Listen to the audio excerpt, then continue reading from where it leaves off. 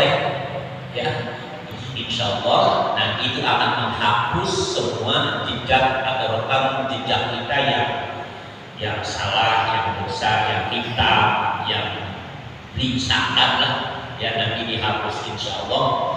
Di sana nanti tidak ada pemutaran rekam jejak yang jelek, jadi yang diputar itu yang bagus-bagus, ya. Nah kemudian juga intisari yang lalu itu supaya kita juga pandai menjaga diri dari hal-hal yang bisa menjerumuskan kita masuk ke dalam neraka. Karena urusan neraka itu bukan urusan kecil, bukan urusan sepele. Karena pernah saya sampaikan, Nabi pernah bilang itu secuil ya, daripada api neraka itu andaikan jatuh ke bumi, itu bumi gosong sampai lapisan ke-7. Itu secuilnya Pak. Bagaimana dengan badan kita ini, gitu ya, bumi aja 7 lapis hangus secuilnya doang. Bagaimana badan kita ini loh? Badan kita ini kan lembek banget, ya kan?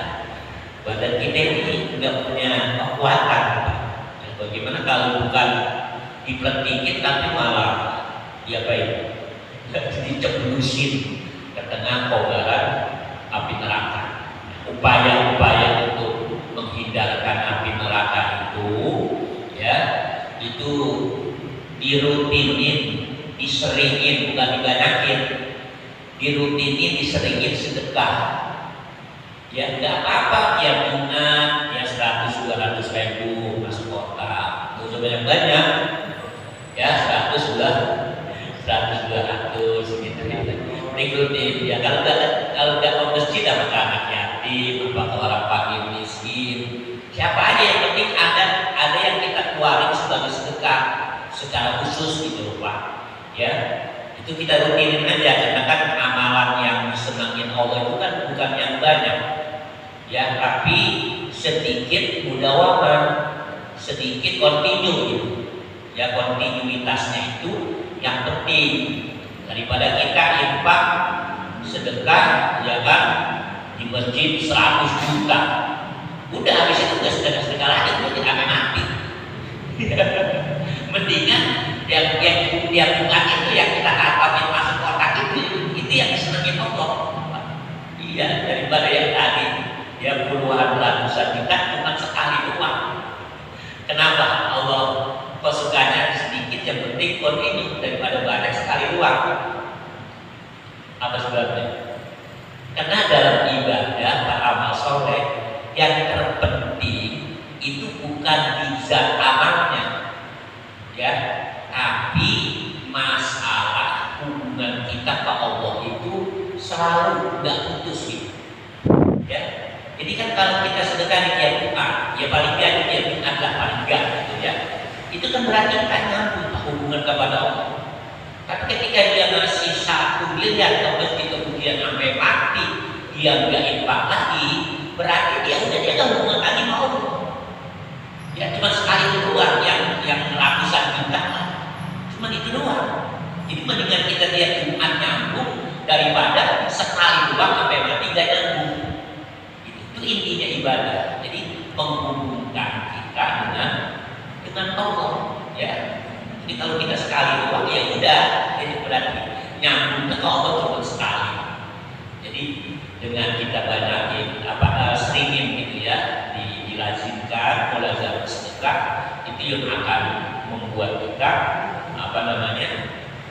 selalu nyambung dengan Allah. Dan juga perlu kita ingat ya bahwa ini kan ngetren gitu ya, tentang Jumat berkah, ya kan? Ya memang ada riwayat menyatakan betapa berkahnya hari Jumat itu. Tapi jangan kemudian kita berhenti sedekah selain hari Jumat. Gitu, tugas sedekah nggak ada Jumat. Jadi apa Jumat? Ya kalau kita ambil Jumat, ini kan ada, ini masih ada Jumat nih. Ya kapan sedekah Jumat? Ya sebenarnya nggak usah kayak gitu. Kenapa? Kita khawatir Jumat depan kita nggak nyampe.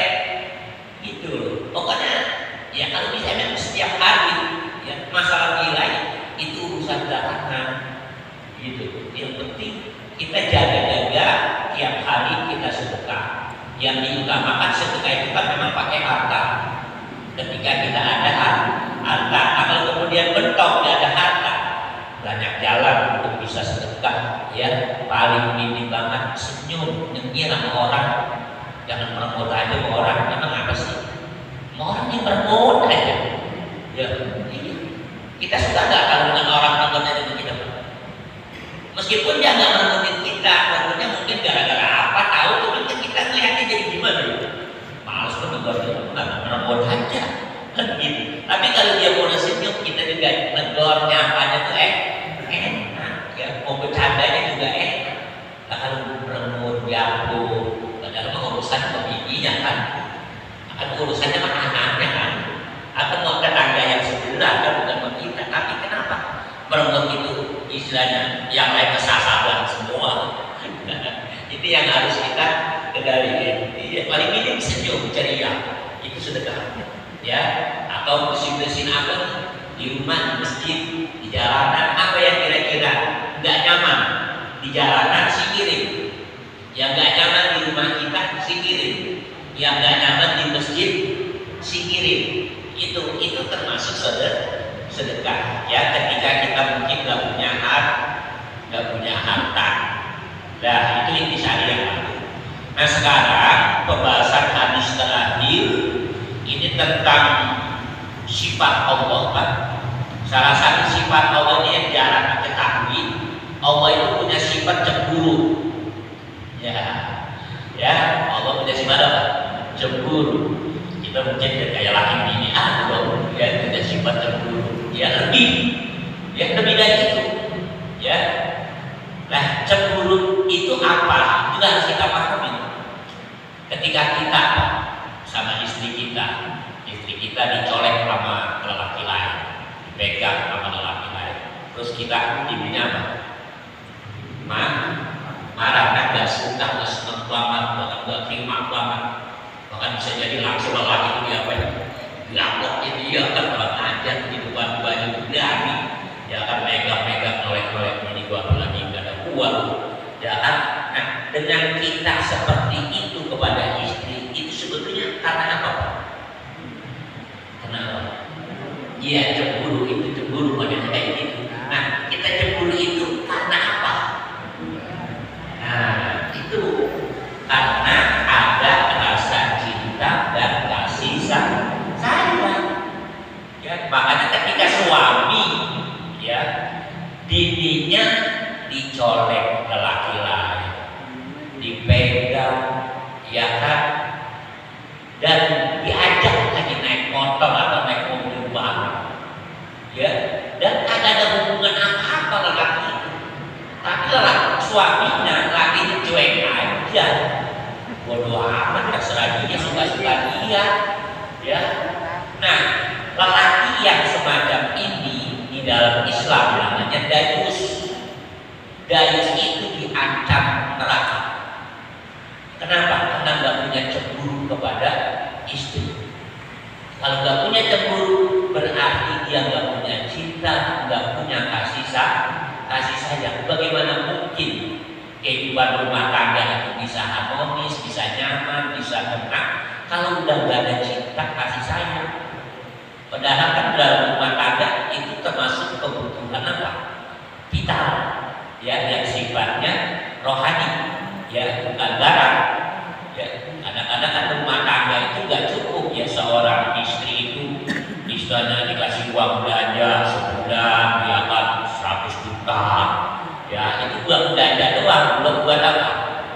Buat jalan-jalan, shopping sini, shopping sono. Belum tentu itu istri atau rumah tangga itu bahagia. Ya, banyak kejadian-kejadian begitu, Pak. Penyimpangan atau apa namanya kalau di luar pengetahuan ini, selingkuh, ya, selingkuh itu terjadi sebetulnya istri udah sering, ya, istilah materi itu udah cukup, bahkan lebih dari itu, kenapa masih bisa selingkuh? Ya, nah itu faktor penyebabnya diantaranya karena suami kurang memberikan rasa cinta dan kasih sayangnya kepada istri. Itu Iya. Kadang-kadang istri dikasih uang belanja pas-pasan, malah kadang-kadang kurang. Ya kan, tapi perhatian suami penuh, cinta kasih sayangnya penuh. Dia anteng-anteng aja, dan dia nggak merasa gelisah atau merasa was-was, enggak. Pokoknya tenang. Kenapa? Karena dirasakan suaminya itu penuh perhatian. Jadi intinya ketika ada cemburu, pasti di situ ada cinta dan kasih sayang. Nah demikian pula Allah, ya. Allah itu Pak, kalau dia cemburu sama kita berarti Allah apa? Sayang, Allah cinta, Allah perhatian banget sama kita. Cuman kitanya aja yang gendeng, ya kan? Dikasih cinta, kasih sayang, diperhatiin, bener-bener pada apa? Pada cueknya di masa bodoh amat. Allah mau sayang, mau kagak membuat, ya kan, mau perhatian, mau kagak membuat, kan ribet kan udah kayak begini. Iya, dan kita hidup ini kalau nggak ada cinta, kasih sayang Allah, tidak ada perhatian Allah, apa artinya kita hidup coba? Iya, toh kita awalnya dari dia, ya kan? Terus kembalinya ke dia lagi. Sarana dan prasarana yang kita pakai dalam hidup punya siapa? Ya punya Allah kan? Dan terus Allahnya nggak cinta, nggak sayang sama kita, bagaimana rasanya? Dan terus kita ini juga cuek aja. Itu bagaimana? Nah, ribet orang hidup seperti ini. Kita manusia soalnya, ya, kecuali binatang ya sebuah contohnya aja. Ya terserah mau bagaimana, karena memang tidak ada aturan. Dan binatang itu nggak punya hati nurani, tapi manusia punya hati nurani. Salah satu skill dan potensi yang sangat besar yang Allah berikan kepada kita itu adalah potensi skill hati nurani. Itu yang tidak dimiliki oleh makhluk lain Pak, selain akal. Tuh, ya. Nah, hati nurani kita manusia ini juga pada tertutup Pak. Apalagi zaman sekarang, ya, rata-rata udah pada tertutup. Ya, padahal letak manusia itu di dua hal, dua perkara.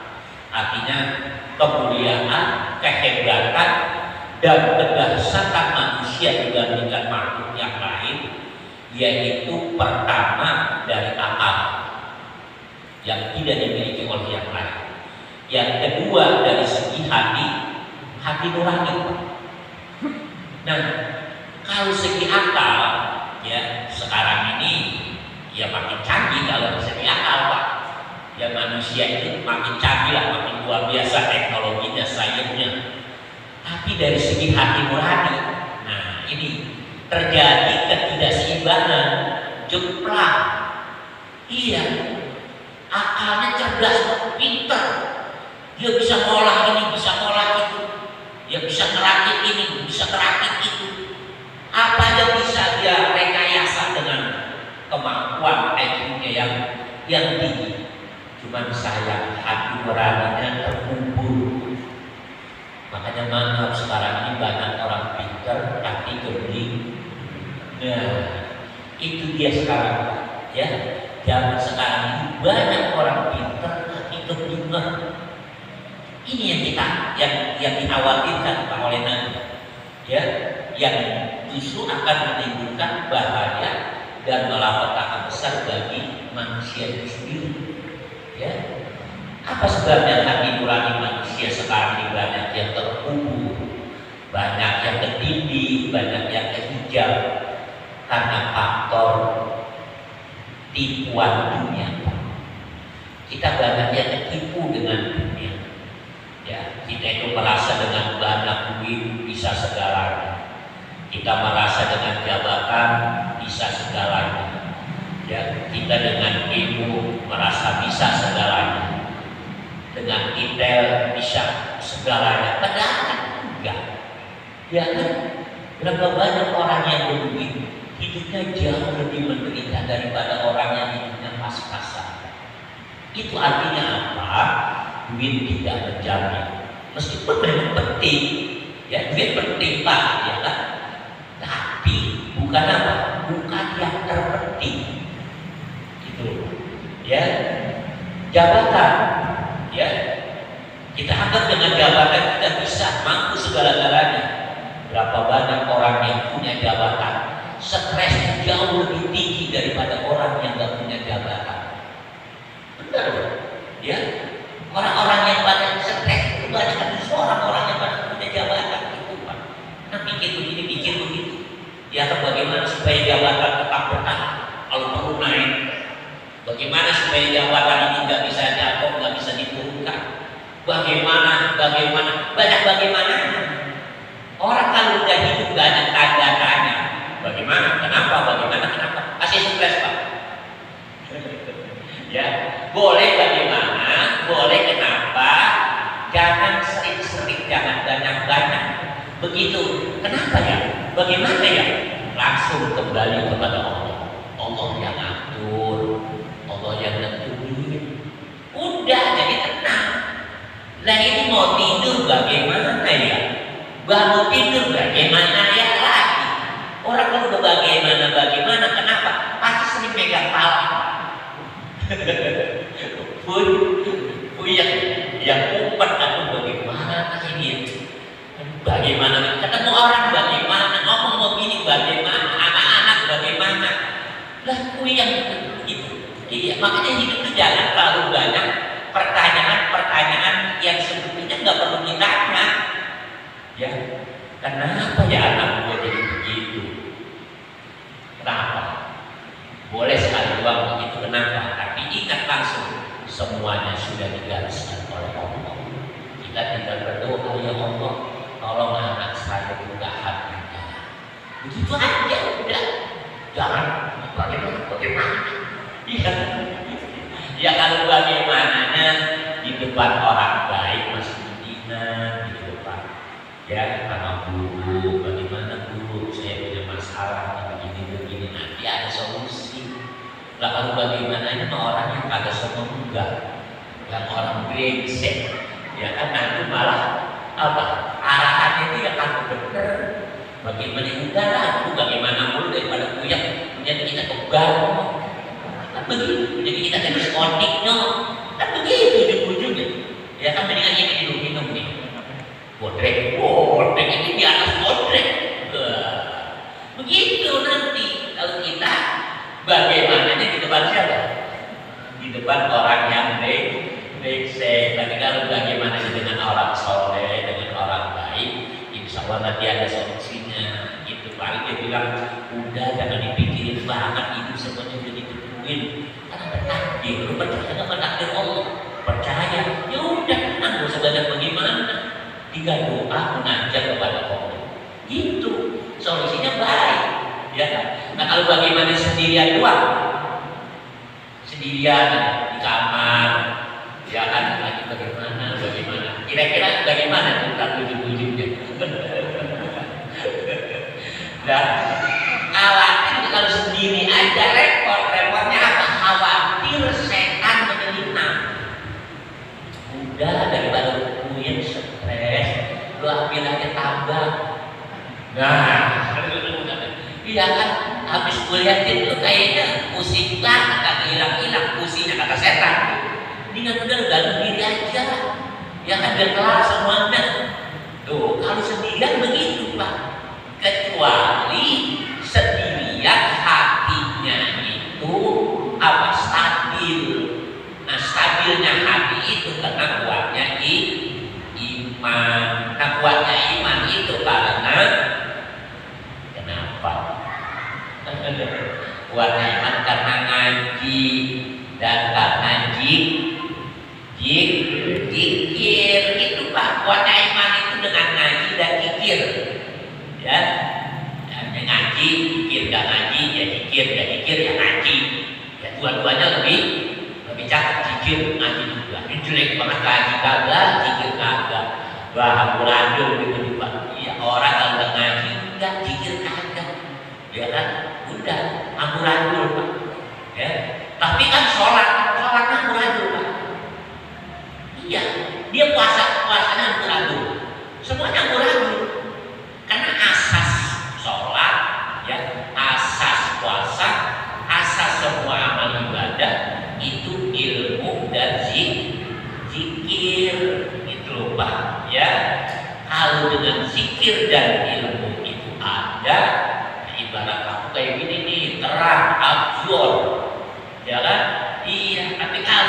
zikirnya atau ilmunya nggak ada dua-duanya, ya berarti mati lampu itu.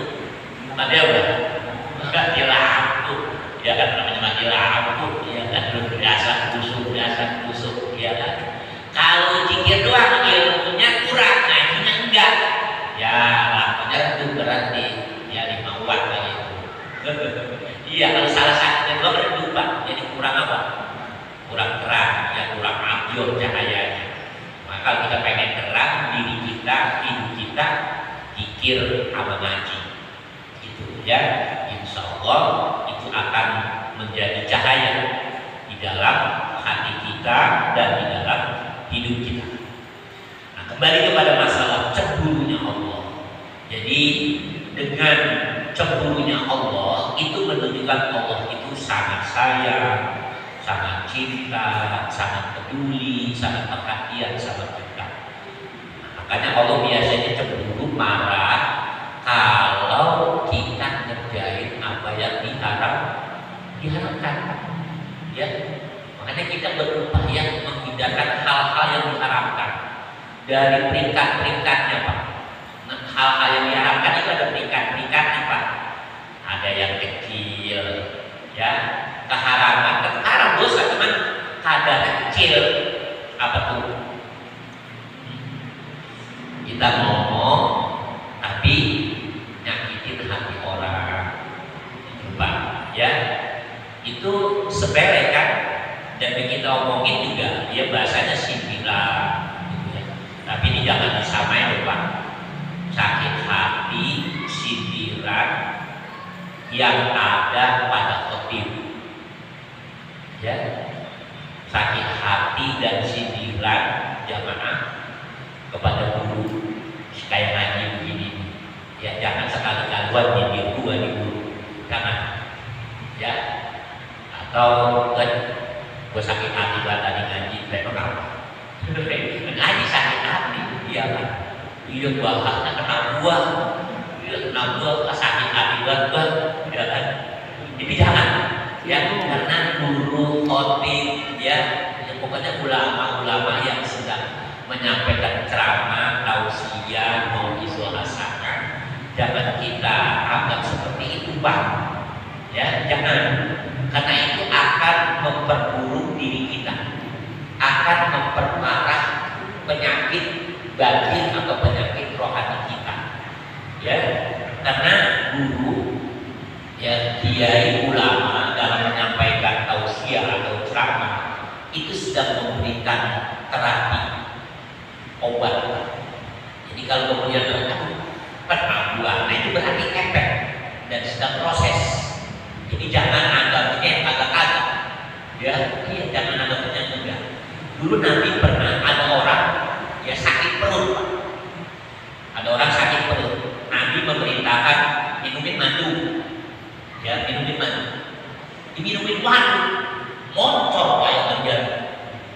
Itu orang langsung, kalau benar nih Nabi ngajarinnya, masa makin parah gua minum madu, tadinya cuma mulus-mulus doang. Sampai motor kayak begituan, sampai istilahnya ya kekurangan cairan gitu Pak. Cuma dia salah di dalam memahami, ya. Begitu dia mengeluh, Nabi nggak bener gitu kan, kasih apa petunjuknya minum madu, ya kan, malah makin parah. Nabi bilang tenang aja, ini proses. Itu, iya, jadi proses itu akan menimbulkan efek gitu Pak. Ya efeknya ya begitu, malah makin parah. Tapi enggak, sebetulnya itu sudah dikuras aja, dibersihin toksin gitu, ya, ya supaya keluar racun-racunnya melalui yang bocornya itu, ya. Dan setelah itu makanya udah sehat, bener bilang, bener Nabi, bener ya, nggak mungkin lah Nabi bohong, ya kan? Nabi nyibul itu mustahil, ya kan? Salah satu sifat mustahil bagi Rasul itu kasih bohong, ya. Nabi itu nggak bakal bohong, nggak bakal mustahil, ya. Nah, jadi kita jangan sekali-kali ya kalau khotib, ya siapa aja yang khotib, guru, ya siapa aja guru, ya kan, ulama menyampaikan tausiah, jangan kita salah salah paham, salah tangga, justru harus diterima, ditelan meskipun pahit. Karena obat itu memang biasanya yang bagus itu yang apa? Yang pahit ya. Kalau kita telan, insya Allah akan semakin sehat. Tapi kalau kita tepelin, ya udah rasain aja sendiri. Ya kan, gua mengaji, gua kagak yang gua pakai emang lagi ibu gua mulu. Itu nanti ibarat dikasih obat ya apa ya?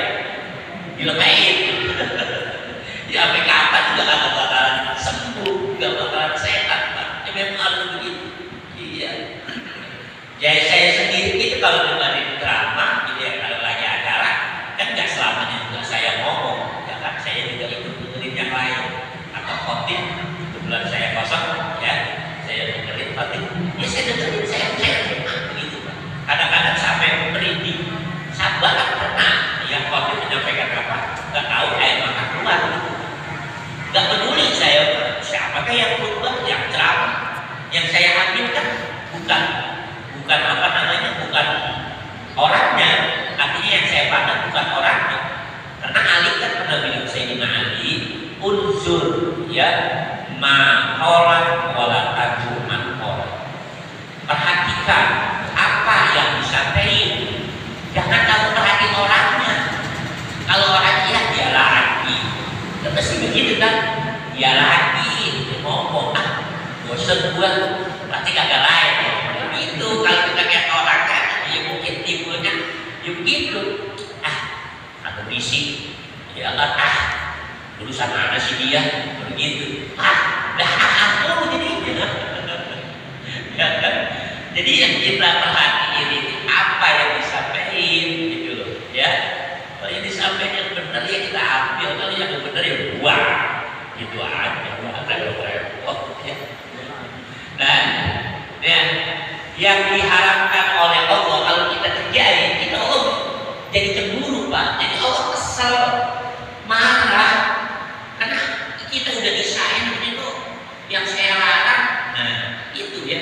Kita di suami, pokoknya sebelum saya pulang kerja jangan keluar rumah, ya jangan pergi kemana-mana yang jauh-jauh jangan. Kalau sudah ke tetangga sudah boleh, warung depan boleh. Tapi kalau jauh-jauh, ya kan jangan. Dia kuat tuh bimbing, dia kan jauh lagi kuat Bekasi, bukan sana, ya kan? Nah, marah ini suami lagi, itu wajar. Kenapa? Karena memang dia sayang istri, takut nanti ada apa-apa di jalan, gitu, ya. Nah kita pun kepada Allah begitu. Ketika Allah, kamu jangan kerjain ini ya, jangan kerjain itu, terus kita jalani, Allah kesel lah. Marah, kenapa? Itu kan Allah takut, khawatir ya bahasa manusia gitu ya. Allah itu nggak mau banget kita nyebut ke neraka. Iya, Allah tahu. Ya, pengen banget kita itu selamat, bahagia, sampai di akhirat bisa masuk surga. Lu jangan neraka. Ya, neraka itu kan dibikin buat orang-orang kafir. Masa kita orang Islam ikut-ikutan masuk neraka? Jangan ya. Makanya Allah marah. Nah, yang paling bikin Allah kesel banget, marah banget, ya, ketika yang diharapkan itu dikerjakan, yang tingkat teratas apa? Syirik, menyekutukan Allah, sama dukun masih percaya banget 100%. Ya. Iya, punya udah ada dukun. Pokoknya aku malu kalau pengen selamat, enggak, jangan ada malam, ada tidur. Dia turunnya bener-bener ada tidur, lagi dirobat, kadang nggak punya duit. Ya, cuman karena ada pinjol ya, pinjol dah, ada masih rumah, ada pinjol. Sementara si daging itu udah ada anaknya, ya, rapat, tembok, bergakasa, terus keluarnya kemana? Nggak tahu kan? Pokoknya dia emang apapun kan kalau udah dukun, dia kan iya begitu ya. Dia tanam ini di depan itu, dia tanam baik, kepala kambing, kepala kebun, apa kepala cecek tahu dia tanam di situ. Pokoknya ini kepala seperti itu dia ada, dia turunin bener-bener, ya kan. Tapi kalau umpamanya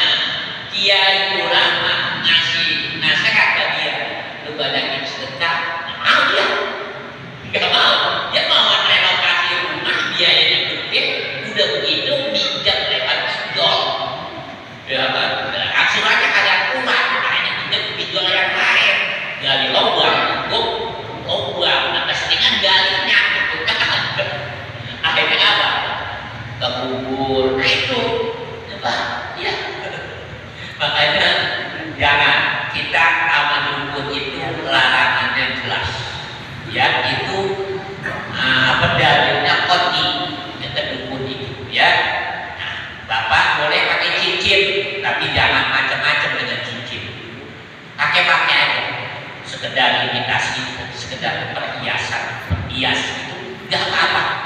Ya, yang penting pertama di cincin itu tidak ada lafaz nama Allah atau sifat-sifatnya atau nama para nabi, para rasul.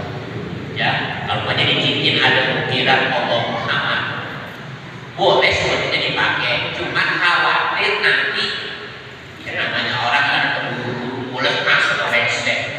Ya kan itu ada nama suci, jangan, nggak boleh. Ya kita membawa kalimat suci di cincin atau di apa saja sebetulnya masuk ke WC. Kayak dulu yang ya sekarang masih ada sih apa peci apa topi apa slayer gitu dia yang ada tulisan asyhadu alla ilaha illallah wa asyhadu anna muhammadar rasulullah ya atau la ilaha illallah Rasulullah. Khawatir sebetulnya pada dasarnya boleh, cuma khawatir namanya di baju kita sambut itu kan kalimat Allahu Akbar atau kalimat la ilaha illallah, nanti nyucinya di bak dicampurin sama sempak. Nah itu dikhawatir itu apa kalau memang bisa menjaganya, punya kaos sabunnya asma Allah bukan Allah Akbar atau yang lainnya. Nanti kalau kotor ya baknya itu untuk ininya pisahin dari pakaian dalam, lagi pakaian dalam ini yang lagi men iya mau gimana itu iya nah pisahin dari baknya khusus ya. Coba itu nanti namanya merendahkan asma Allah. Stiker juga dibagi motor kadang-kadang tuh di lampu rem belakang itu ada Allah.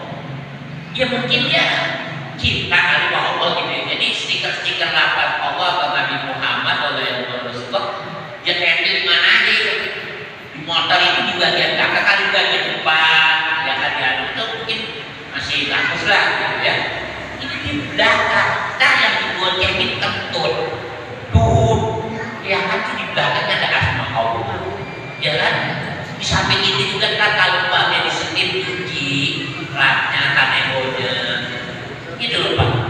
Kadang-kadang dia malah buat dulu kan, buat ini, buat ada air, kita kalau apa kayak kucing, baru dia bersihin asma Allah, kan kotor semua jadinya. Merendahkan asma Allah, cintanya benar tapi dalam aplikasinya salah gitu Pak. Iya, nah ini yang begini banyak terjadi loh Pak.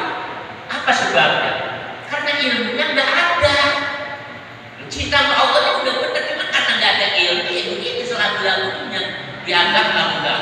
Cinta Allah itu nama-nama Allah ditempel di mana aja di hati, sampai di bagian belakang motor. Jangan ya, sebab nanti itu ya kita nyucinya kedua ya posisinya ada di pangkat kita begitu ya. Jadi jangan seperti itu. Mendingan cinta itu buktiin dengan apa, banyak zikir, jalanin apa perintahnya aja daripada nempel-nempel stiker kagak karu-karuan ya kan, nggak tepat tempatnya, posisinya nggak tepat gitu lupa. Cintanya mau benar, cuma dalam aplikasinya yang nggak benar. Jadi syirik, maka jauhin syirik ya. Jangan begitu amat. Jadi pakai batu cincin apapun boleh, nggak dilarang ya. Sampai yang segede batu alim lah. Dulu orang ya saya salam, tapi susah megang tangan, gede-gede banget. Ya batu cincin, aduh udah 5 kilo kali. Iya kan, bagus. Aku semua jari. Iya, semua jari pakai ini gede-gede banget. Tapi sepanjang dia pakai sekedar memang untuk perhiasan saja, ini masih nggak apa-apa. Tapi kalau dia yakini batu cincin ini punya kekuatan khusus yang mampu menjaga dirinya dari bahaya, dari celaka, nah itu yang namanya syirik. Ya, gua kalau nggak pakai batu ini kemarin dah gua ya mati ya. Mari gua pakai ini nih motor, motornya metal. Ya kan gua mau nyetir aja. Nah ini kalau begini namanya dia apa tuh? Situ berdua sih sirik macam yang begitunya yang diharapin, jadi bukan pakainya. Gitu loh Pak ya. Keris-keris dan benda pusaka bukan gak boleh punya, boleh. Cuma kita meyakini benda itu punya kekuatan istimewa yang tanpa itu kita susah, kita kebelakang. Itu yang gak boleh yang kayak gitu punya. Itu kalau masalah punya, kemudian dirawat, sering dilapin, ya kan dibersihin, itu gak apa-apa namanya. Kita punya barang, kita jaga, kita pelihara. Ini jangan rugian. Prinsip pakai kembang 7 rupa, pakai minyak wangi ini, pakai banyak wangi itu. Nah ini apa? Apa? Udah beda kan?